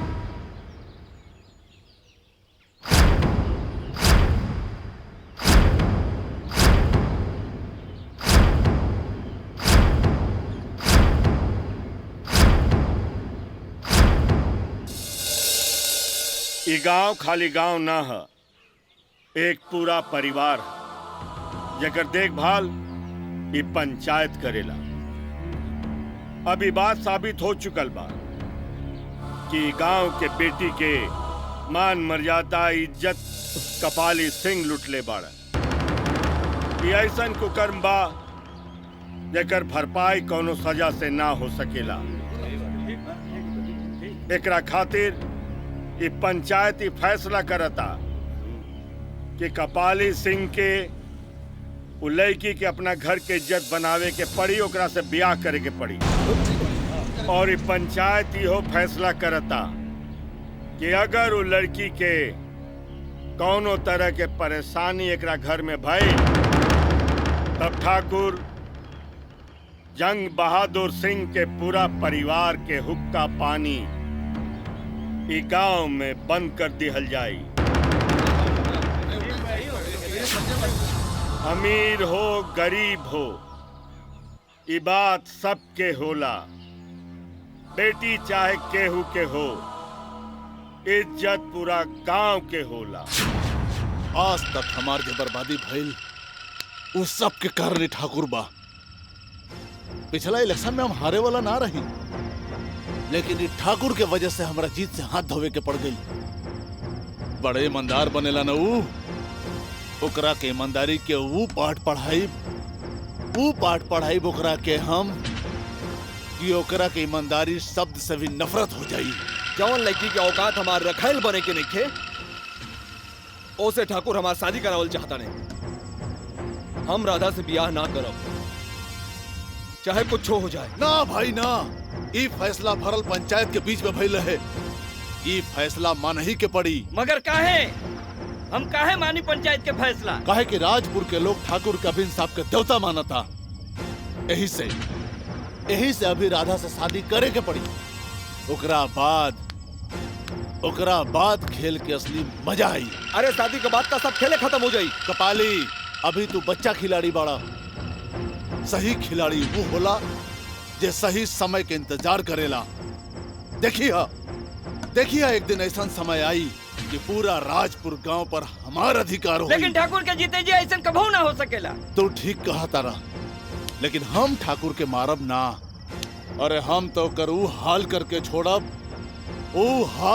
छोड़ब कि एक दिन वो खुद अपना मौत के आवाज देई, लेकिन मौत भी ओकरा बदहाली पर थूक के चल जाई।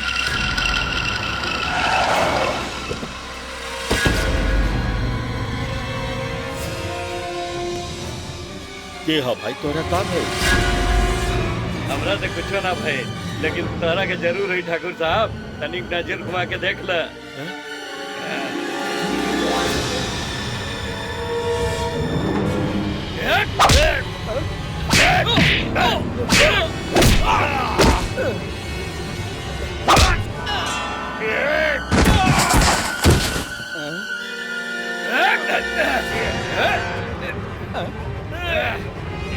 गैल ठाकुर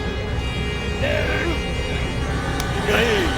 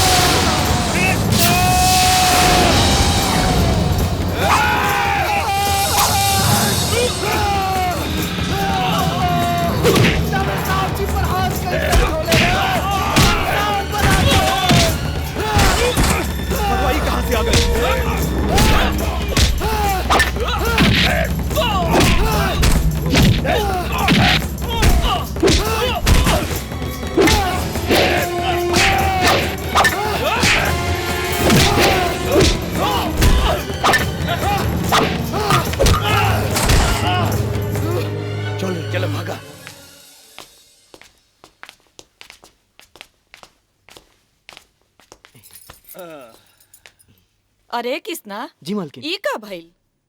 अरे कुछ ना मालकिन, गड़िया से फिसल गई ना, थोड़ा कुछ रह गई। सुन लेनी ना, इहे के कहल जाला कलाकार, जेकरा झूठ भी सच लागेला। पार्वती, तू हमरा के एक कप अरु का कहल जाला? काफी काफी। हाँ हाँ कॉफी। तू एक कप कॉफी हमरा के पिला दे। जी ठीक बा। अब सुना जी। छुटकी दिखाई नहीं खी पड़ा। साहब जी, हमरा मालूम बा छटकी मालकिन कहाँ हुई हन। अदत मालकिन आज गांव में शूटिंग चलता, हम जाता नहीं शूटिंग देखे, अब मालकिन के भेज देता नहीं। एकदम फिल्मची हो गई बा।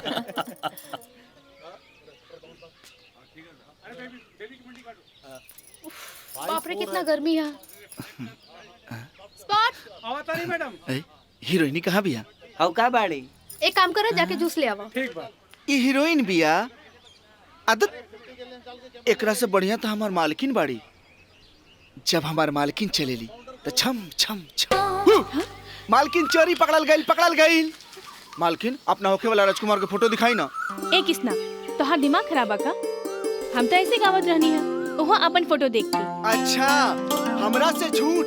अब तो हम घरे जाए और सबके बताए। घरे जाए सबके बताए। अरे किसना, छपरा कुछ कहला था। रुका, किसना? साहब जी, बचाइए साहब जी, मालकिन बचाइए। संभाल के। अरे काहे मार रहल बाड़ू? भैया, ये हमार छुप के फोटो खींचत रहे। फोटो हम मालकिन मालकिन के ब्याह के तरह फोटो खींचत रहनी। तब फोटो खींचत रहे। हाँ। नारायण, बिटिया के ज्यादा अपने कपारे चढ़ा के रख ले हवा, बुझला? हाँ, जवान लड़की घर में बा, तो का कुछ समझ में आवेला कि ना? बड़का भैया, कोनो बढ़िया लड़का देख के सुमन के ब्याह कर देहल जाओ। घर के बोझ हल्का हो जाए। बात तो एकदम ठीक बा। इस छोटकी हमरा आंगन में खेलत खेलत कब बड़ हो गई, हमके पता नहीं चला। वैसे एक लड़का बा हमरा दिमाग में। तो साहब जी, देर कौना बात के बा, जो हम फोटो खींच ले बनी, झट से लेकर वाला के भिजवा दी। ये हमके पसंद ना है नारायण, इनके लोगन के मना कई दा, समझावा नारायण इनके। मुस्कुराहट ही जीवन के पहचान होला, आ छोटकी के मुंह के हंसी ई हवेली के जान हो।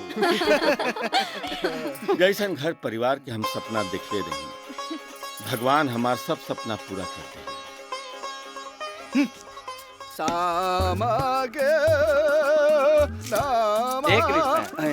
ई का करत बड़े? रामू काका सब्जी काटा तानी। छोड़ा, ये हमार काम बा, तू जा यहाँ। अरे रामू काका, बुढ़ापा में तू इतना काम करेला, ई देख के हमरा अच्छा ना लगे रे। अच्छा बेटा, तेरा अपना बारे में इतना अच्छा ख्याल बा। ठीक बा, तू खाना बना दे, हम जाता नहीं। ना ए रामू काका, तू बुरा मान गईला का? ई तू ही बनावा, हम चलता नहीं। है गोलू बाबू, हैला दूध आ फटाक से पी जा। आज देखता नहीं तू कितना जल्दी दूध पिए तारा। चाचा, अभी दूध पी के टाइम ना है। अदूत मर्दे, खाए पिए के कोनो टाइम होला? ला ला ला ला, पी जा पी जा पी जा। ना मर्दे। लो, चोचो कहेला, अब बातों नहीं घमानत। का बात है चाचा, आज बड़ा जल्दी में बाड़ा? अरे दिन भर हम कुदुक कुदुक के थक गइल बानी, बुझला? जल्दी से काम निपटा के हम सूतल चाहत बानी। ला ला ला ला, पीला पीला। का बात जी हमार शेर। वेल डन चाचा, वुल्डन नहीं, वेल डन। अरे हाँ उहे मर्दे, चलो जल्दी से सूत जा। आओ। वाह, हमार काम बन गई। छोटी मालकिन, ई लिही गरम गरम चाय, पी लिही। केकर फोटो बनाओ तनी बुडवा में। एक बहुत बड़ स्टार की फोटो बनावता नी। अरे बनावही के बाद हमार फोटो बनाई। आवे वाला कल के हमरा से बड़ा स्टार केहू नहीं खेरी। अच्छा, तो तू स्टार हवा। मालकिन, हमार ऑटोग्राफ ले ली। हाँ। ना तो कल ऑटोग्राफ के लाइन में सबसे पीछे रहे रहुआ। अच्छा ठीक बा, अब तू जा, हमार दिमाग मत खराब करे। हमके फोटो बनावे के बा। हाँ, कलाकार के कोनो इज्जत नहीं।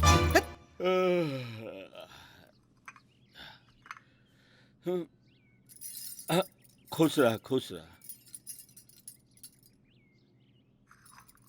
ल चाय पिया। का बात है रे, मुंह काहे लटकले बड़े? साहब जी हुए भोरे भोरे को कलाकार के इंसलट। हाय ला, अरे तू अपना दिमाग से फिल्मी बुखार उतार, न तो कहीं के न रहबे। ई रउआ का कह देनी, सवेरे सवेरे एगो कलाकार के दिल तोड़ देनी। साहब जी वो राघव भैया के 30,000 रुपया दे दी, टिप टॉप खरीदे के बाद। टिप टॉप? अरे वो लैपटॉप के टिप टॉप बोला, समझ लू। अंग्रेजी में बीए कैले बाड़, लाबा डब्बा दा रोक। ले ई कहा साहब जी? अरे सुमन खातिर गइल रही गहना खरीदे, त तोहरो खातिर ले आइल बानी सोना की चैन। एक कप कोई चाय ना हमके देवे वाला है और हम डगर डगर इधर उधर घूमत हई। का भइल काकी? आपन सूरत या राजन भैया चाय रख दा, मुड़ी पे नहीं रखबा। आज उठावे ना आइला। उ कहा कि ठीक है ना भइल, भोरे भोरे तोर मनुष्य शकल देखनी त आधा दिन खराब जला हमार। जानी आज तोहर पूरा दिन खराब जाई, पूरा दिन खराब जाई और 3 बार पूरा दिन खराब जाई। उ कैसे? कैसे कि तू अपन खुद के शकल जे शीशा में देख ले बड़ा। ए रुक डर, ए गरम पानी भेज दिया। तू यहाँ बैठ के पिया छिला, चाह ना बना के दे सकेला? हाँ? बता बता। हाँ तो रामू काका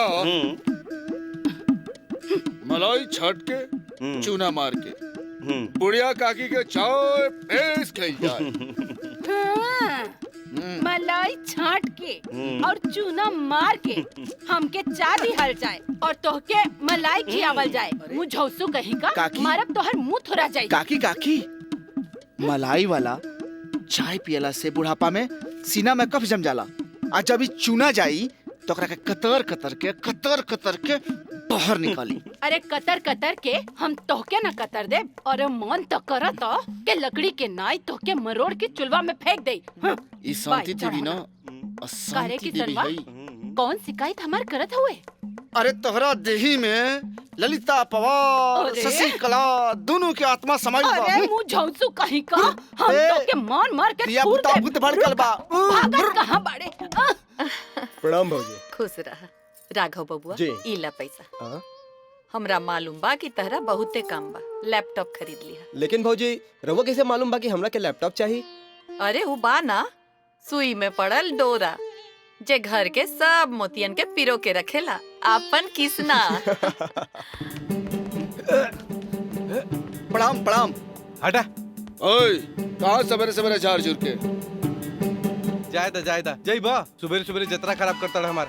हट हट, इनका चाय में जमाल गोता मिला है, 3 बार पूर्व पार करिए। हट। हाँ का भाई लगा था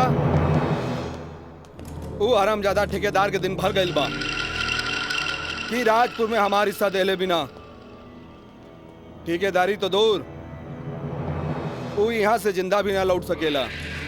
समझा दे ओकरा के, समझ जाई तो ठीक, अगर नहीं के समझत तो ठीक बा। हम ही आवत है पुलिया साइड पर, बच के जाई कहाँ साला हरामी। कपाली जा दोनों भाई साइड पर, आ देखा का मैटर बा। चल कलुआ, ए चल। क्या सने? ई रहल हमार जायदाद के कागजात। रउआ ठीक से सोच ली, राघव जी के बिजनेस में काफी पैसा लग गइल बा। मैनेजर साहब, हमार बुढ़ापा के सहारा बारन हमार दोनों भाई। आज जब वो लोग कामयाब हो जाइए तो हमरा कौन बात की चिंता बा। और रहल बात अगर कपड़ा फैक्ट्री में पैसा कम हो जाए तो हमार हवेली बान गिरवी रख दे। साहब जी रउआ घर गिरवी रख देम तो हमनी के रहल कहाँ जाई? अरे घर बेचतानी थोड़े, गिरवी रखा तानी। अकिसना जी, जब कपड़ा फैक्ट्री बन जाए जी तो गांव के हर घर में खुशहाली आ जाए, समझ ले। हमरा के चाय ना देबे? साहब जी रउआ चाय पिए के ना, खाना खाए के टाइम हो गइल बा। अरे बाकी मीटिंगवा तो खत्म कर ली। साहब जी खाना खिला के बादो तो मीटिंग हो सकता। पहले चली रवा खाना खाए, हम झट से खाना लगाओ तनी। रउआ नौकर के सिर पर चढ़ा के रख ले बनी। के कहलत कि किसना हमार नौकर बा? माफ करी ठाकुर साहब, ई नौकर ना हा त का हा? उहे रिश्ता जे आजकल खून के खून से नहीं खे,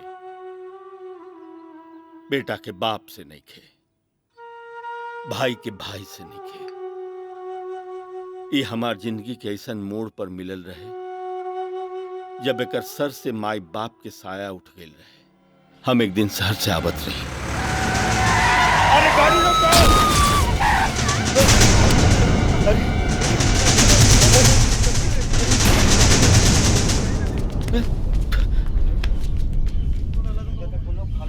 अरे केकर बच्चा है भाई? 1 साल पहले एकर माई बाप एहिजे एक्सीडेंट में मर गई। गांव वाला खाना पीना दे देवेला, काहे कि अनाथ बच्चा है।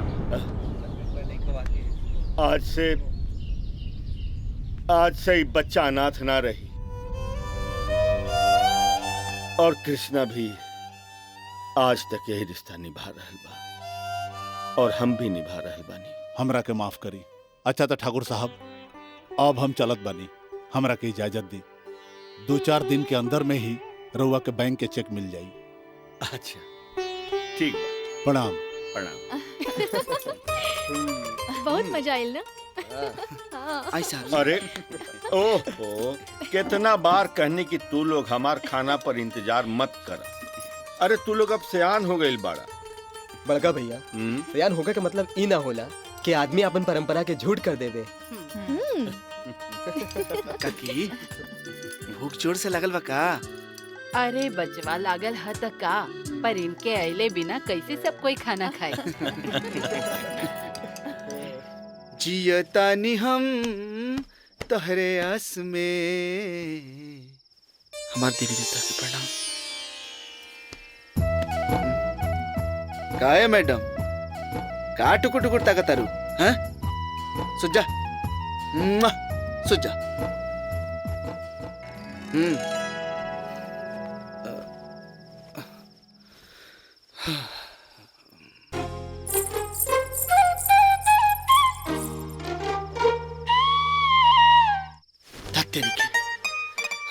का परेशान के लिए बड़ू हैं?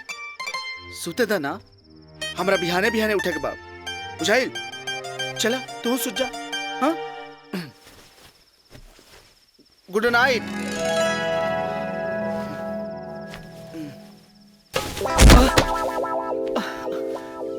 आहिरे दादा, दांत टूट गई।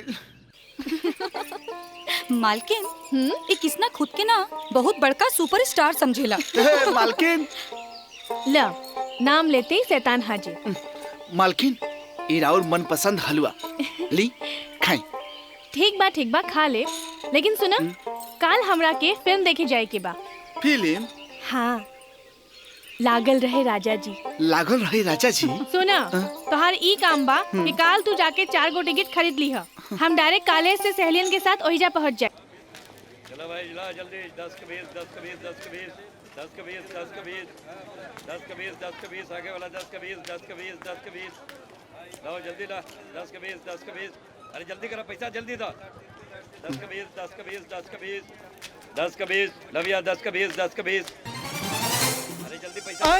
10 के 20, 10 के 20, 10 के 20, 10 के 20, 10 के 20, 10 के 20, 10 के 20, 10 के 20। अरे कितना बार कहने छूटा? किसना टिकट? हाउसफुल? किसना हमके टिकट चाहिए? मतलब चाहिए। ए सुमन, तू तो कालू हमार कृष्णा ऐसन बा। ए तो खाली डब्बा बा। टिकट चाहिए? ला 3 ठे पकड़ा। ए भाई साहब, 4 गो टिकट मिली? 4 गो का 8 गो ला। रुका, तनी कुछ रेट कम करो। अरे रेट का कम करी, तू कबू तो संगे संगे रोज फ्री में दिखाई रानी।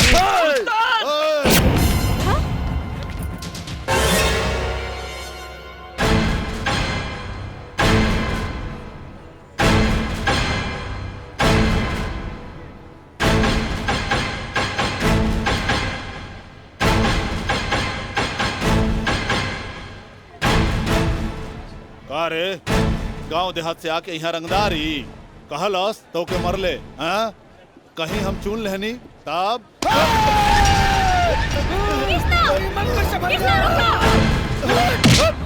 हमरा मालकिन के बारे में बोले के ओके हमरा मालकिन के बोले ना मालकिन नवा के करत बोला हमरा के ना चल से मार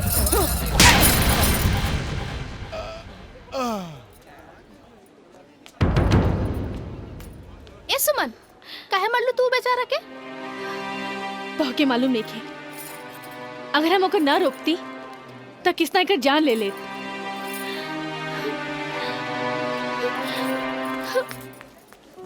जैसे चमके चंदनिया चम चम चमके गोड़िया चम चम चमके अरे कृष्णा जी साहब जी गाड़ी तो चमकता कितना पूछबे इरा और मन पसंद जे हिया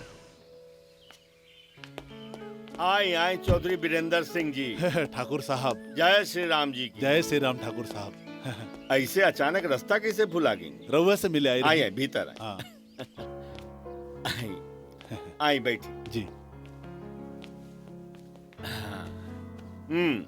ठाकुर साहब हम रउआ के मुबारकबाद देवे के आइल बानी मुबारकबाद राउर फैक्ट्री के मंजूरी मिल गई है अच्छा हाँ अरे कृष्णा अरे जल्दी मुंह मीठा कराओ चौधरी साहब के बहुत बढ़िया खुशखबरी लेके आइल बाड़न मुंह तो हम मीठा करब लेकिन अभी ना अभी कहे ना काहे कि एगो काम राउर मंजूरी के बिना अटकल बा ठाकुर साहब ऐसे तो लड़का वाला के लड़की वाला के यहाँ आवे के रिवाज नहीं खे लेकिन हम इस बेबुनियाद बात के ना मानीला हम अपन रवि के खातिर राउर सुमन के हाथ मांगे आइल बनी अरे तो हमार सौभाग्य के बात बा कि हमार छोटकी राउर अंगना के शोभा बनी साहब जी एक बार छोटकी मालकिन से तो पूछ ली तोरा से पूछनी हाँ अरे मिठाई तक खाई मिठाई तो हम खा ही ले ठाकुर साहब लेकिन ये खुशखबरी घर पे जाके जल्दी सुनावे के बाद अच्छा ठाकुर साहब प्रणाम अच्छा प्रणाम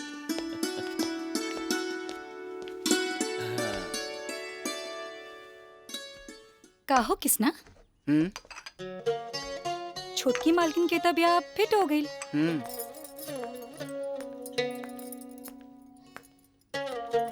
तो हार का इरादा बा इरादा नेक बा इससे बढ़ के खुशी की बात का हुई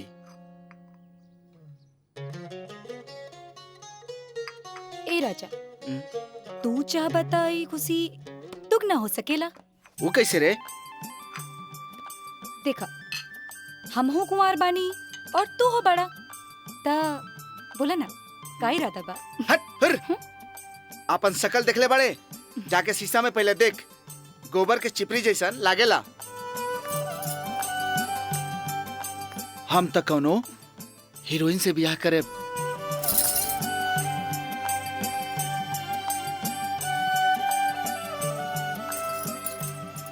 तारा के यदि हीरोइन के सभी गुण हमरा में मिल जाए तोरा में हीरोइन के गुण हाँ।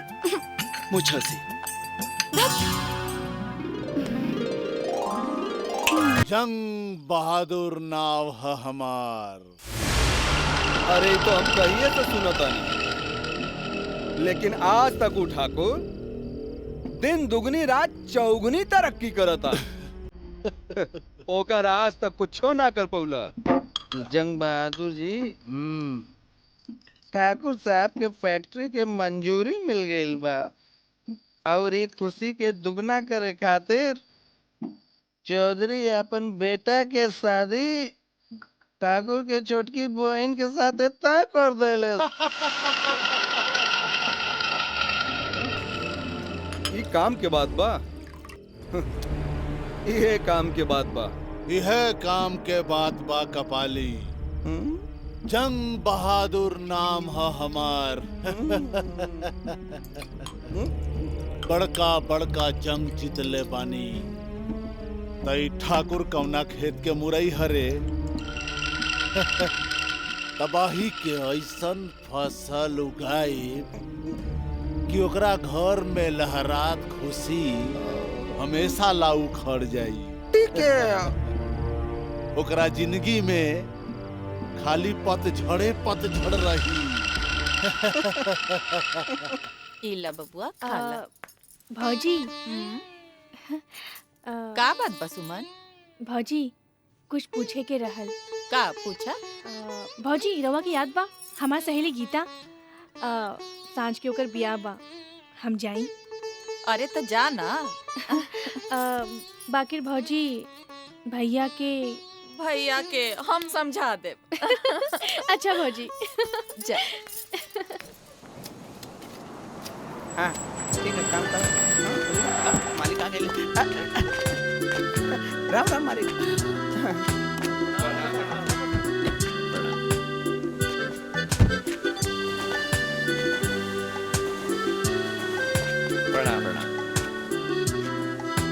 भैया ये मोतिहारी के मोती जी के 3 लाख रुपया भेजक बाटे। ए जी अरे सुमन बुच्ची अपन सहेली के बियाह में गई रहली, अभी तक ना आई।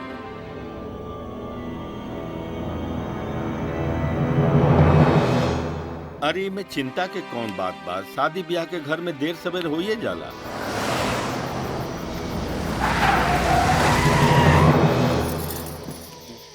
का भाई मुन्ना?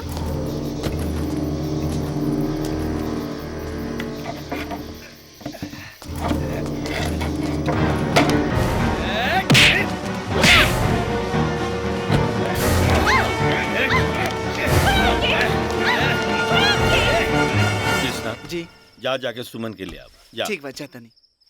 हाँ का बोलत रहला? जी भैया ई मोती जी के 3.5 लाख रुपया भेजक बा और